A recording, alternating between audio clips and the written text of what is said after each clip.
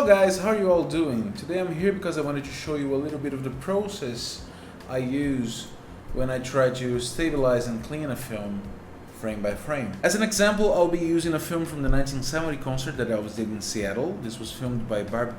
She's a huge Elvis fan and a very kind person that I've known for 4 years now. And she famously recorded and filmed some of the performances she saw. So here's a quick comparison of the raw new scan and the color corrected, light corrected, stabilized and clean version. The first thing I want to talk about, the first thing you have to worry when you tackle a project like this is getting a good source. So step number 1, get a good source for your film. Barb Dobie's Seattle film has a very interesting story. It has been shared and released in different formats throughout the years. There's a VHS version of it. There's an old direct scan that was made in the early 2000s, maybe, that is standard definition, so not HD. And then there was an HD version made, but it was sold to private collectors with some degrading on top of it. So like fake camera flashes, added shakiness, wrong colors at some points. That's a whole other problem that we're not gonna get into in this video. But the thing is, I couldn't get a good version of this footage anywhere. All the versions I saw were either low resolution or had some kind of problem on top of it. So the solution to me was reaching out to Barb and asking her permission to send her films to get scanned again, this time in better quality, so I could work on them, getting them looking the best they could, and then sending them back to her. And that's when we ran into problem number 1. Her original 1970 film was stolen along with some others. Someone borrowed her films from her either to get it scanned or to make copies, but instead of returning her originals, he returned her the copies. And why is this a problem? Because with analog media, with physical media,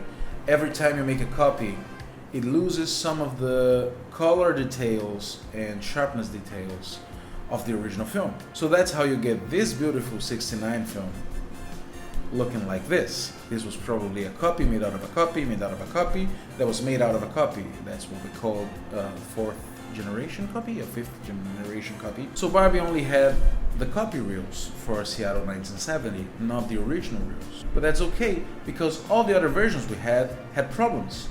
And her copy reel was probably done straight from her original reels. So it will still probably be the best version we'll have of this film for years, maybe forever. That is, unless the thief wants to rise up to the occasion and return her films back to her, that would be nice. But until further notice, this is the best we can get. So I got her permission, sent it for scanning, got the results back, and it looks much better than anything we had so far.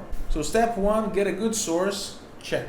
Step 2, figure out what's wrong with it. Every film project is completely different, and not all of them require a huge amount of work. Plus, we now have better tools to handle most of it, like AI stabilization and interpolation. To some degree, it can get a fair amount of work done quicker, faster, and honestly even better than some of us could do. However, for Seattle 1970, I wanted to stabilize it without zooming in or getting some weird AI artifacts on top of it. Also, there were frames that had some dirt specks and stains on top of them, because with time, film deteriorates. That's a normal thing that happens, which is why it's so important to get films scanned in the best quality possible to preserve them for longer. I once heard someone say that the best scan you can make of a film is the scan you can make today, because you can never know how fast it will deteriorate, and there's lots of risks of getting it damaged and moldy. The quicker you can scan your films, the better, and the best quality you can scan them, the better too. But I digress. Those dirt specks and those stains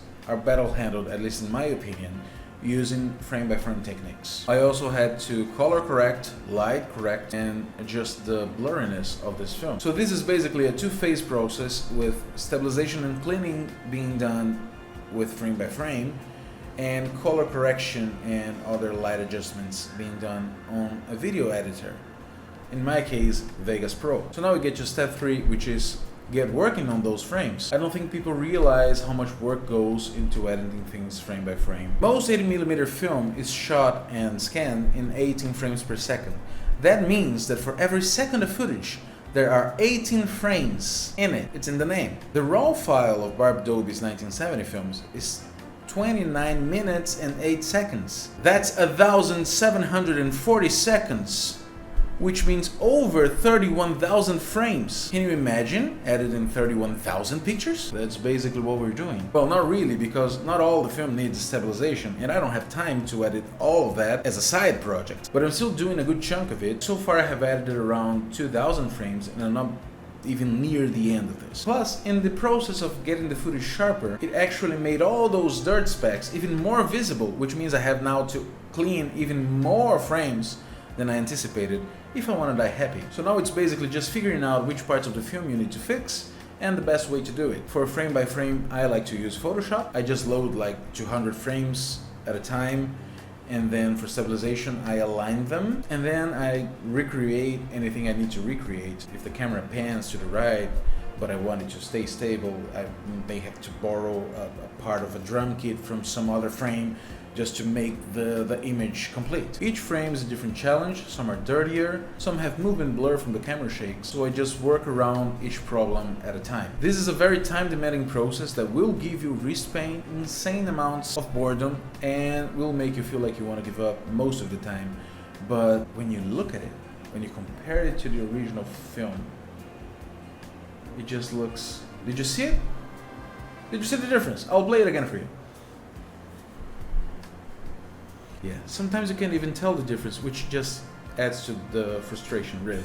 I spent around 30 minutes cleaning out a very dirty frame, but that dirty frame is just a fraction of a second. So when you watch the final thing, it looks very natural, but unless you're actually comparing to the original scan in slow motion, you probably won't catch it. But sometimes in other parts of the film, it just looks incredible, especially with stabilization. To be able to fix like 10 seconds of a film that was extra shaky because Barb was too excited with the song or because someone bumped into her, is just the best thing. Now when you look at it, it looks like, hopefully, looks like she was filming with a tripod. That's really one of the best feelings for me. It's just like a mission accomplished, well done. And after all that time spent on those frames, it's really rewarding. And if you ever get this version of the film, or if you get other films that were edited in frame by frame, you probably won't even know how much time and effort went into this. But that's okay, because in the end it's the viewing experience that counts. And if Barb now gets to enjoy her film in a better way, that makes me happier already. As I said, I don't have the time to work on all of it, but I can definitely fix the most shaky and dirtier parts. And after that's done, we'll go to step 4, which is dubbing and speed correcting. But anyway, all of that's in the future after I finish stabilizing and cleaning this. I just wanted to share some of the process and hopefully make you understand a bit more of how things get done. Collecting and restoring Elvis footage is one of my favorite hobbies, so if you have any footage that you'd like to get to the best quality possible, and you feel like you need help with it, feel free to reach out. I'd be glad to help, either getting it scanned in a better quality or doing something like this kind of restoration. I know some people are very private about their films, I understand that. Barb Dolby herself got her film stolen back in the 80s, but I am more than happy to keep those films private if that's your wish. My main goal is to just preserve these films in the best quality possible before they get thrown away or damaged with time and weather conditions and mold and everything. Of course I like watching them, but the main thing here is get your films scanned and preserve them as quick as you can. So yeah, if you have any questions, leave them in the comments. If you want to reach out about films or projects like this, feel free to send an email to this address, elvisrestoringsuper8@gmail.com. Enjoy a little bit more of the film and TCB. Jet house lights, please.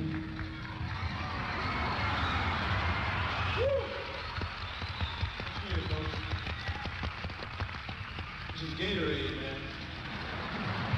Gatorade. Take one. Sure. Can you turn it back now, man?